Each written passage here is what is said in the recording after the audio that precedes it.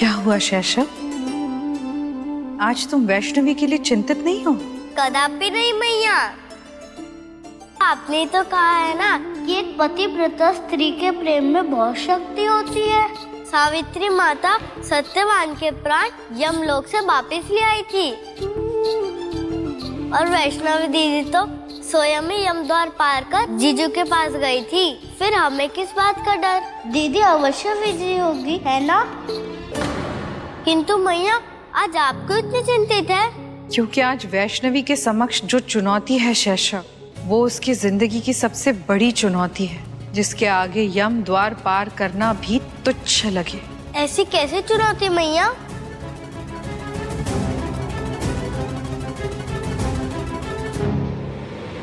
पंडित जी, ये वही सांप है जो कार्तिक जी के हाथों गलती से मरा था। ये मरा हुआ सांप काहे ले आई? शायद इसी के साथ ही कार्तिक जी को किसी और दुनिया में ले गए हैं।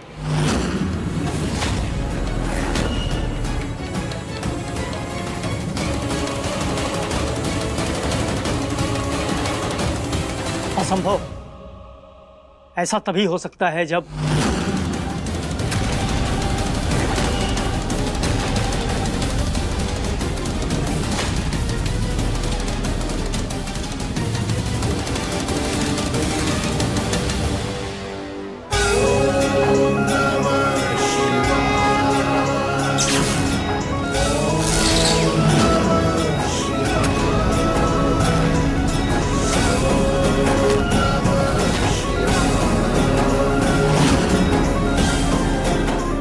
ये तो एक मणिधारी सर्प है। मतलब ये तो अमर होते हैं ना? और मेरा अगर वो अमर होता तो हमरे बबुआ के सर पे काल सर्प का दोष नहीं लगता। पंडित जी, जल्दी से जल्दी अनुष्ठान पूरा करके हमरे बबुआ के सर से काल सर्प का दोष उतार दीजिए। दादी, ये इच्छाधारी नाग है ना? नहीं, काहे कि इच्छाधारी नाग है तो फिर तेवर जी तो गए। अगर वापस आ भी गए तो भी जिंदगी भर भागते फिरेंगे। भौरिया, चुप। पंडित जी, आप तो बस पूजा संपन्न करो ताकि हमारा कार्तिक बिटुआ वापस आ जाए। देखिए, मैं काल सर्प की पूजा तो कर सकता हूँ, लेकिन यहाँ पर एक मणिधारी नाग की हत्या हुई है और दोषी पहले ही गायब हो चुका है। उसे वापस लाने का रास्ता मुझे पता नहीं।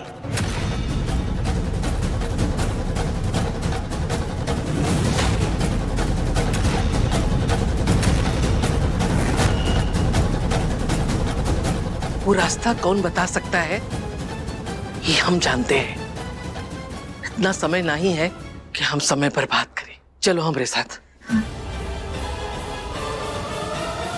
कार्तिक जी, कहाँ हैं आप? सारे प्रयत्न व्यर्थ हैं।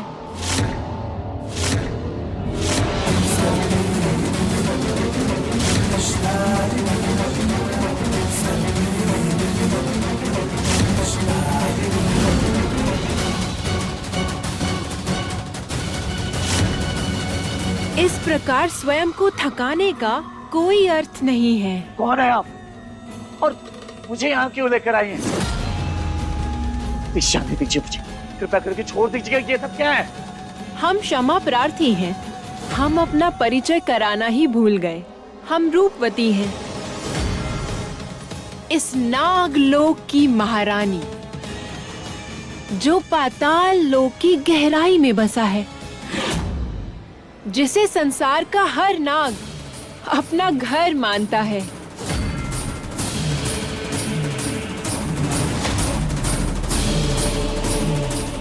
भयभीत ना हो। यहाँ जो नाग रहते हैं वो साधारण रूप में सौम्य ही रहते हैं। कई बार तो दिखते भी नहीं हैं। किंतु अगर तुमने उन्हें क्रोधित किया तो अपने प्राण बचाकर यहाँ से भाग भी नहीं पाओगे। तो हर पग समझ बूझकर उठाना। उनके विष में संसार को नष्ट कर देने की शक्ति है।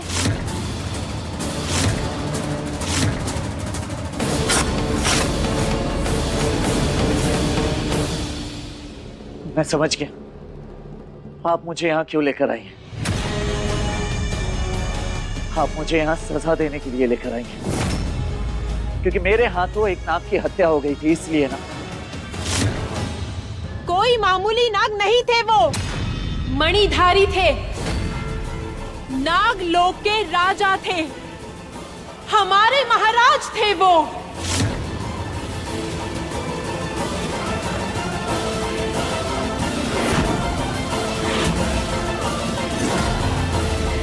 मुझे माफ कर देना, मैंने उन्हें जानबूझकर नहीं मारा, मुझसे गलती से हुआ।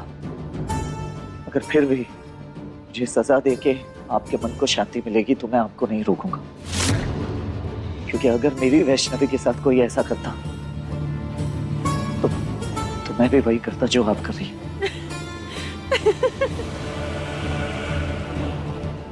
तुम्हें सजा देने, तुम्हें मारने ही तो हम पृथ्वी लोक आए थे कार्तिक। भैया ये फूल दे देना मुझे।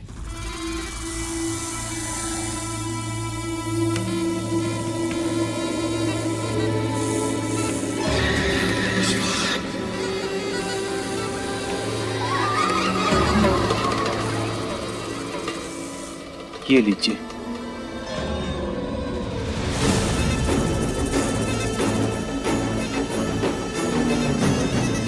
कितना हुआ? 50 रुपया।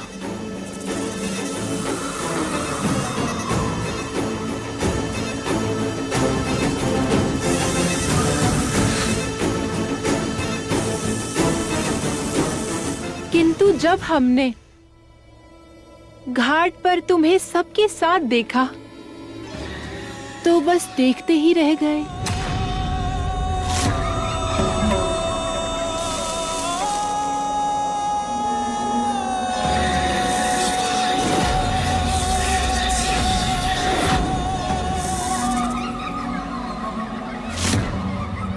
नागलोक के इतिहास में ऐसा पहली बार हुआ होगा जब कोई नागिन किसी मनुष्य पर मोहित हुई हो।